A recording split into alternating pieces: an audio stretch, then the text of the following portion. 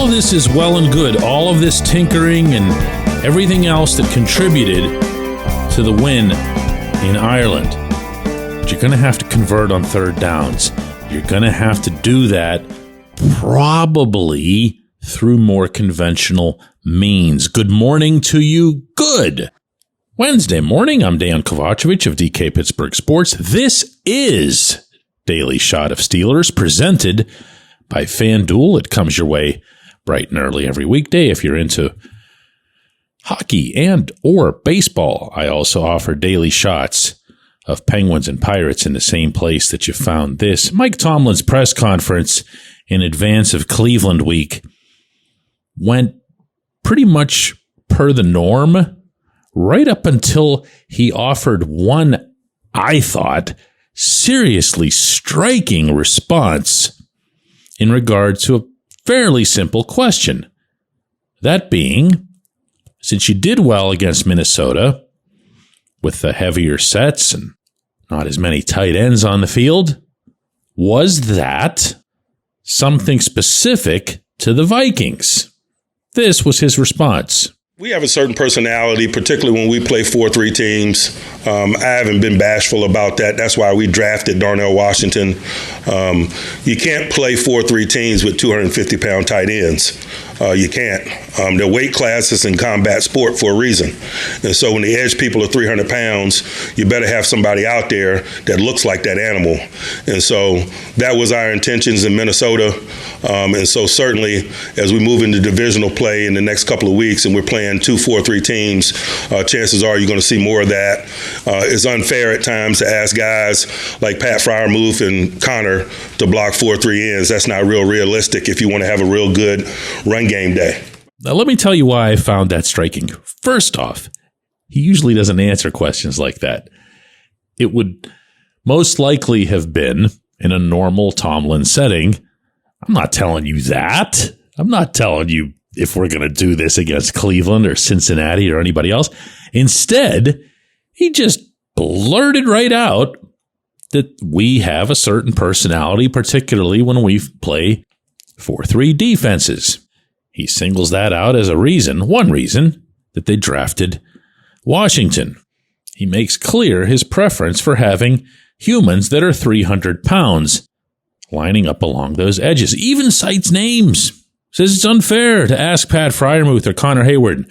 Notably, leaves out Jonnu Smith from that, to block 4-3 ends. It's not realistic, he says. I'm here to repeat that this is not something this man usually does. He just won't engage in a subject like this, certainly not if it offers even the tiniest trace of intel to the opponent. Now, don't get me wrong. I don't think that Jim Schwartz, the defensive coordinator in Cleveland, is sitting here listening to this going, whoa, they're going to use big guys against our scheme. That's not how it goes. And that's not how Tomlin would be expecting anything to go either. But his laying this out sure is fun for us to have. Because you know what else this presents?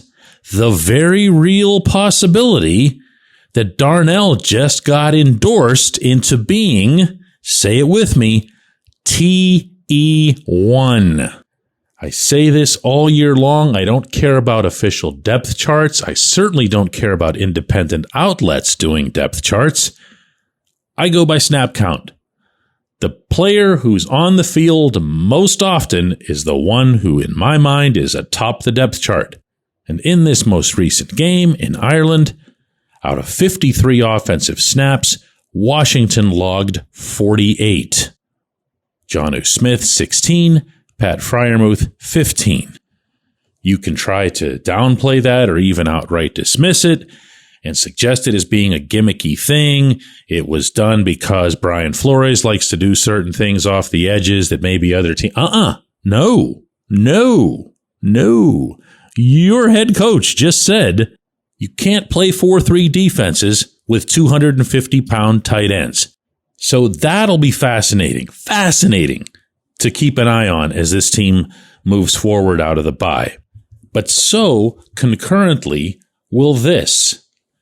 Your Steelers on offense as a football team are not very good on third downs. In fact, they rank 20th in the NFL with a 38.64% conversion rate. Now, that inched up a bit in Ireland to 40%, but it's nowhere near where it would need to be. Teams in the top 10 in the NFL are basically 42% and up. And I'd say having a quarterback like Aaron Rodgers, who can make the reads that he does, you really ought to be up there when it comes to third downs. But you're not going to be up there until you have your tight ends, your main tight ends, or at least your original main tight ends, more involved. Jonnu Smith had 88 catches in Miami last year. 55 of them resulted in first downs. Freiermuth's also been good in these settings throughout his career. Now, maybe Darnell can just keep growing and growing and growing, and boy, do I not mean physically, and he can start moving the sticks himself. It would seem there's nothing he can't move, so why not try to move those as well? But one way or another, the tight ends are going to have to be part of this. I keep referring to Darnell and to a lesser extent to Spencer Anderson as training wheels. Just like real training wheels in life, they're necessary for a time. Then they outlive their usefulness. And then you got to just get to riding the actual bleeping bike. Maybe this isn't that week with a really good Cleveland defense coming in. Maybe the following one will be with a really lousy Cincinnati defense on that following Thursday night. When we come back, J1Q. This segment of Daily Shot is brought to you by our good friends at Mike's Beer Bar. They're located on Federal Street, directly across from PNC Park. Mike has more than 500 beers on tap, including from more than 50 local breweries. Stop in and say hello. Tell Mike we sent you. Mike's Beer Bar. Football season's finally here. Time to check out the latest odds, futures, and win totals on the FanDuel Sportsbook. Think the Steelers are headed to the Super Bowl? Lock in your bets today. Whatever your game, FanDuel Sportsbook delivers the latest lines, futures, and specials so you can join in on all the action. Hey guys, if you're planning to see a Steelers game, use the Game Time app to get your tickets. You can snag new ticket deals before anyone if you set it into your app alerts. The app is easy to use. No surprise fees at checkout. You can see your seat view before buying, and you're getting legit tickets delivered on time. If you're not much of a planner, you can get last-minute deals on tickets right up to the start of the event. Lowest price guaranteed, or Game Time will credit you 110% of the difference. Download the Game Time app and enter the code DK Steelers into your app profile to get $20 off your first purchase.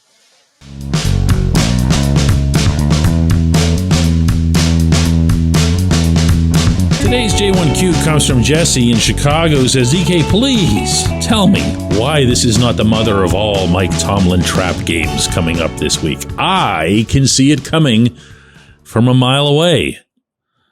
Well, Jesse, if you can see it, then why do you need anybody to tell you anything, right?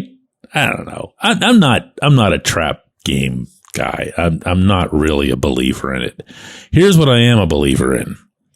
If you go back over the number of times the Steelers face an opponent with a losing record, meaning at the time that you're playing them, or, and I've seen metrics like this, teams that finish with a losing record, obviously a statistic you can only compile once the full season is done, and how did your team do against those opponents? Or, throw this in there as well, whenever an opponent is missing its starting quarterback, because anybody will tell you who studies the NFL that the winning percentage of the team that loses their starting quarterback is just abysmal. Now, there have been multiple research pieces done on this. I did one myself a few years ago, but it's not going to mean much now, to demonstrate, and I'm going to warn you right now, if you're one of those people that can't handle when facts are presented to you, but they run counter to something that you've believed forever, if you're one of those people that just, facts, then you're going to want to tune out the remainder of this show. But from 2019 to the end of last season through 2024, Mike Tomlin's record against teams that finish the year with a losing record, which I think is the fairest way to do this, was 17-4. That's an 8-10 winning percentage. The definition of a bad team in this study was teams that ended up with 6 or fewer wins. And I think we can all agree, if you have 6 or fewer wins, you're a bad team. This study further included some of the more renowned head coaches in the NFL, current and former. Andy Reid was thrown into this. Bill Belichick, Kyle Shanahan, Pete Carroll, Sean McDermott. Their aggregate success rate in this specific context was 75.8%.